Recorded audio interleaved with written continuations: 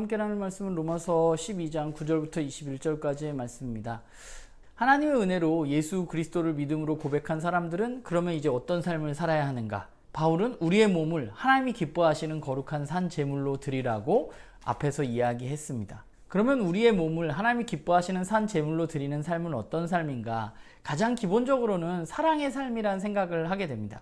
왜냐하면 그리스도인의 삶이라는 것이 하나님의 놀라운 사랑과 은혜에 기초하기 때문에, 그렇기 때문에 우리들의 삶도 사랑의 삶인 것이죠.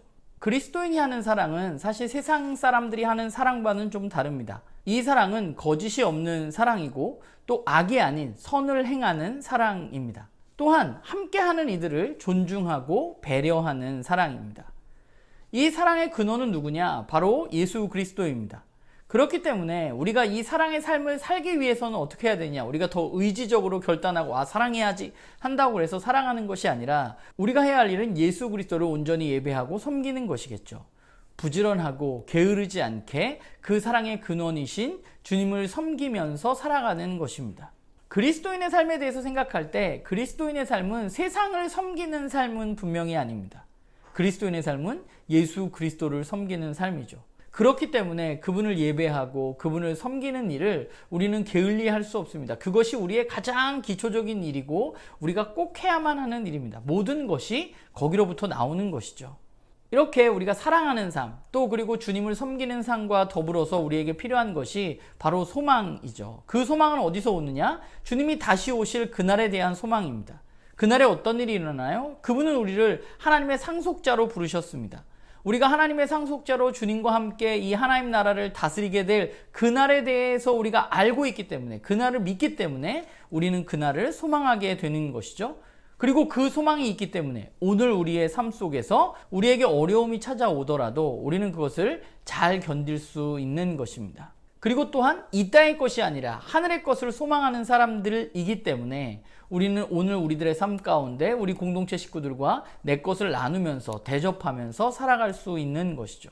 그런데 우리는 사실 우리끼리 사는 게 아니라 세상 속에 살아가잖아요. 그렇기 때문에 세상 속에 살아가는 그리스도인들의 삶은 기본적으로 세상 사람들과 화목한 삶을 살아가는 사람들입니다. 우리가 세상과 화목하기 위해서 우리는 때로는 우리를 박해하는 자들을 저주가 아닌 축복으로 대해야 하고, 또 즐거워하는 이들과 함께 즐거워하고 슬퍼하는 이들과 함께 슬퍼해야만 합니다. 또한 우리는 우리가 무언가 진리를 알고 있다고 해서 나는 구원받은 자라고 해서 스스로 지혜로운 척하지 말아야만 합니다. 진리를 아는 이들은 언제나 이런 유혹에 시달리는 것 같아요. 나는 진리를 알고 있어, 난 이것을 믿고 있어 하는 자신감이죠.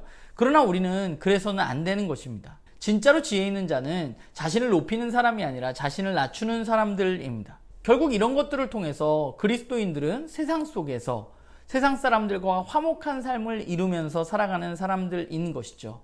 선으로 악을 이기는 것이 그렇게 쉬운 시대에 우리가 살아가고 있지는 않지만, 그리스도인이라는 것은 결국은 악의 지배를 받지 않는 사람들이라고 이미 우리가 앞에서 이야기했기 때문에 악에게 지지 말고 선으로 악을 이기는 그런 모습으로 살아가는 것이 바로 저와 여러분의 모습이 아닐까라는 생각을 하게 됩니다. 사실 이런 삶을 생각하다 보면 이 성도의 삶이라는 것이 세상 사람들이 일반적으로 추구하면서 살아가는 삶의 방식과는 분명히 다르다는 생각을 하게 됩니다. 그렇기 때문에 우리에게 어려움이 올 수 있는 것이죠. 그러나 그럼에도 불구하고 우리는 세상 공동체의 모습을 따라가는 것이 아니라 세상과는 다른 삶의 방식으로 믿음과 소망과 사랑을 가지고 이 땅 가운데 이 세상 사람들과 화목하게 살아가는 것, 그것이 바로 우리를 부르신 이유입니다. 사실 이런 본문을 보게 되면 좀 마음 아픈 부분들이 있습니다. 왜냐하면 우리가 정말 그동안 그렇게 살지 못한 부분이 많기 때문이죠. 얼마 전에도 영상 찍으면서 얘기했지만 한국의 교회를 생각할 때마다 마음 아픈 부분이 분명히 있습니다.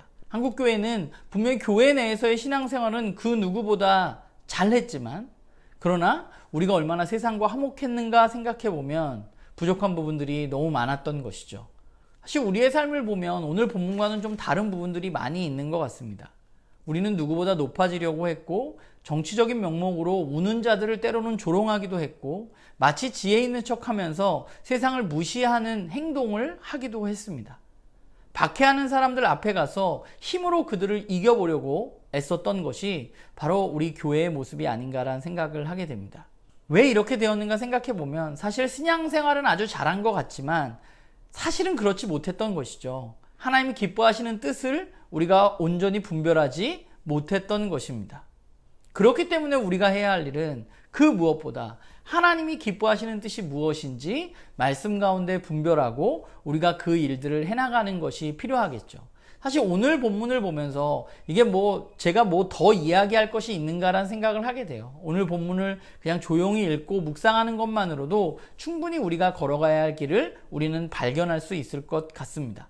우리는 우리가 누군가 기억했으면 좋겠어요. 우리는 누구인가? 선으로 악을 이길 수 있는 이 세상의 유일한 사람들, 유일한 공동체라는 사실을 기억하고 우리가 정말 이 땅 가운데 그런 모습으로 살아가는 그런 저와 여러분 되기를 간절히 소망합니다.